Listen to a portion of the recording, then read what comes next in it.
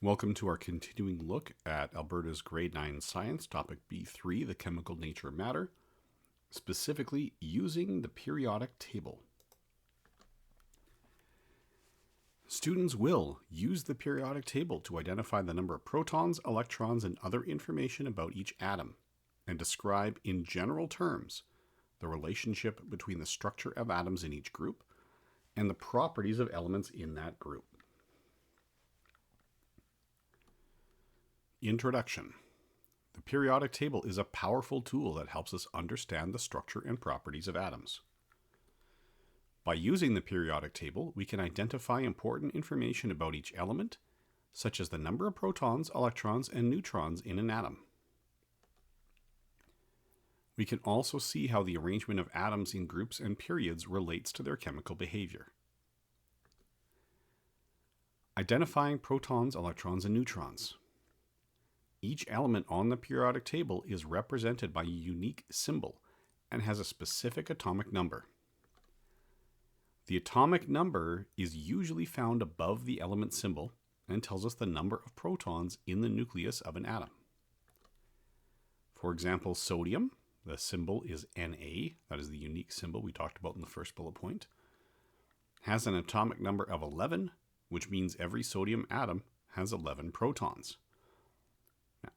Na may not remind you of sodium right now. A lot of these were named and based on labels that did not come from the English language.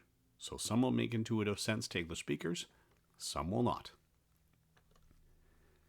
In a neutral atom, the number of electrons is equal to the number of protons.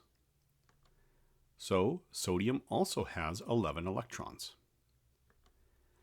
Electrons are found outside the nucleus and are responsible for the chemical properties of the element.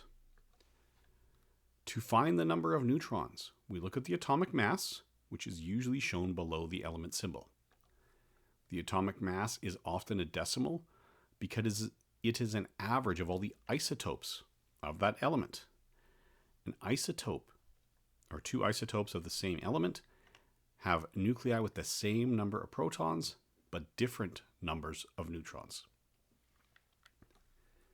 To estimate the number of neutrons, we round the atomic mass to the nearest whole number and subtract the atomic number. So the number of neutrons is the rounded atomic mass minus the atomic number. There are problems where they might tell you you're dealing with a specific isotope. So carbon-14 tells you that the total number of protons and neutrons is 14. For sodium, the atomic mass is about 22.99.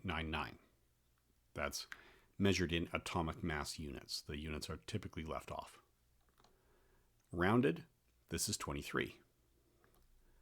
Subtracting the atomic number, which is 11, tells you that the average sodium nucleus has 23 minus 11, or 12 neutrons, to go with its 11 protons.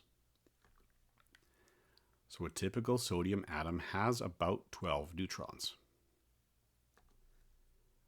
Groups and periods, the structure and properties. The periodic table is arranged in rows and columns. The rows are called periods, and the columns are called groups or families. Periods.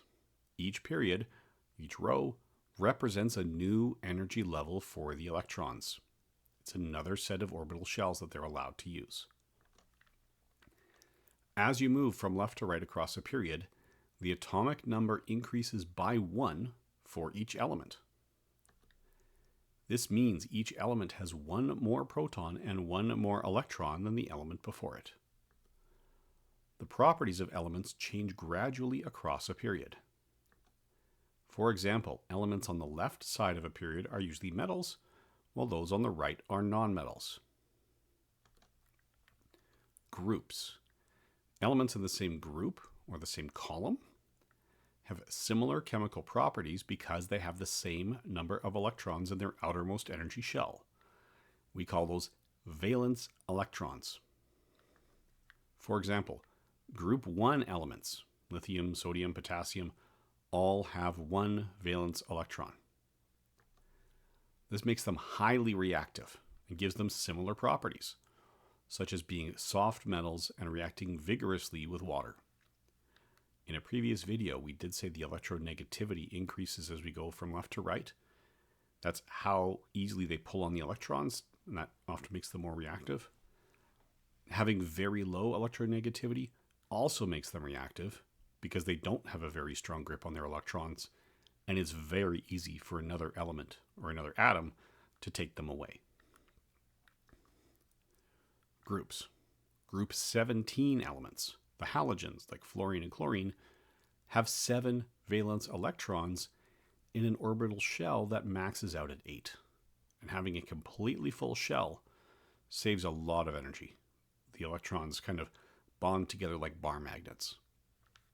They become extremely stable. So group 17, which have that one empty slot, are very reactive. It's really easy for them to try and fill that slot by stealing an electron from something else. So this very reactive part is different from group 1 because they tend to gain one electron to form negative ions instead of giving one up.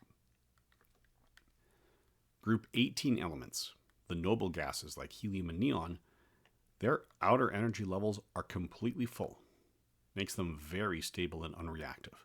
You've got to pull those bar magnets apart to pull an electron out, or throw so many electrons at them that you'd fill an entire shell, which means now the electrons outnumber the protons in the nucleus and they're being strongly repelled because the net charge is no longer 0.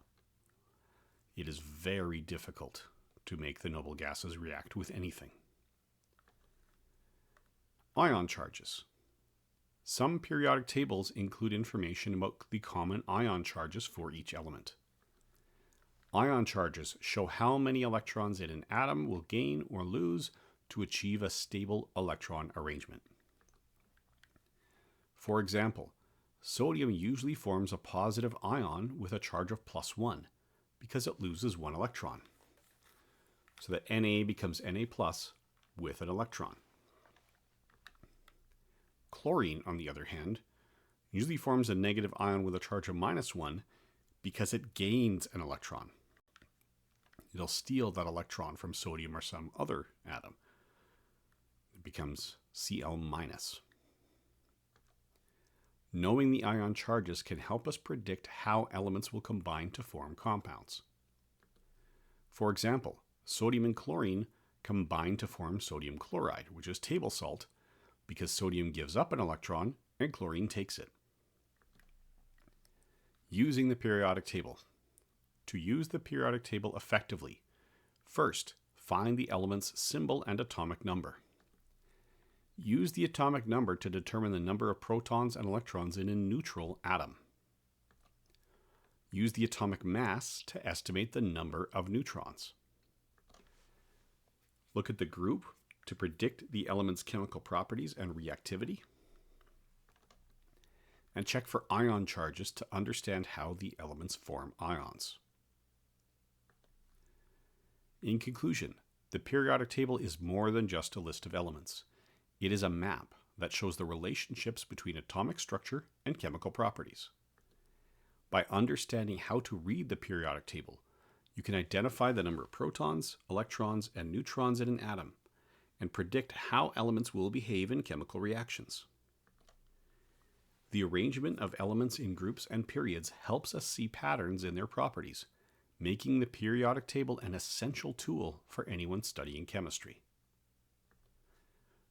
Let's check our understanding.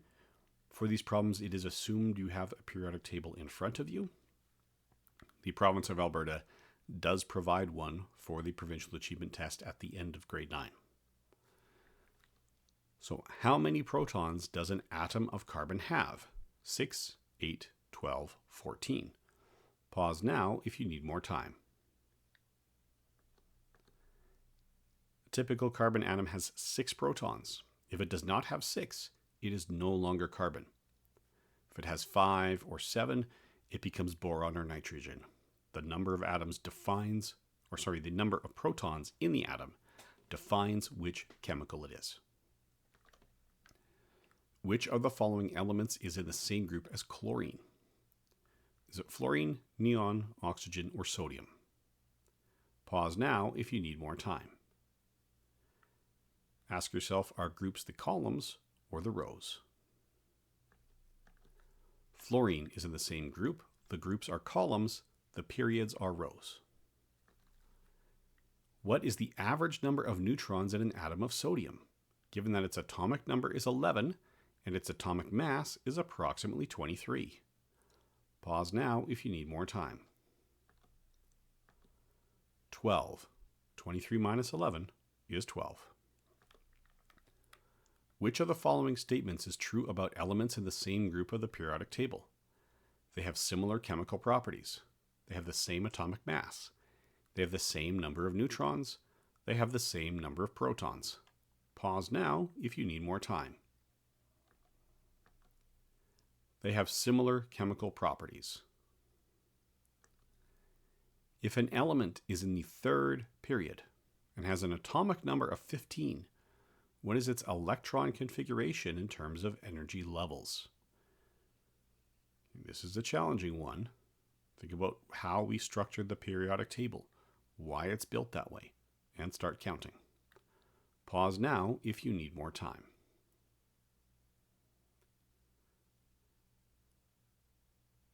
All right, if we have an atomic number of 15, that means we have 15 protons.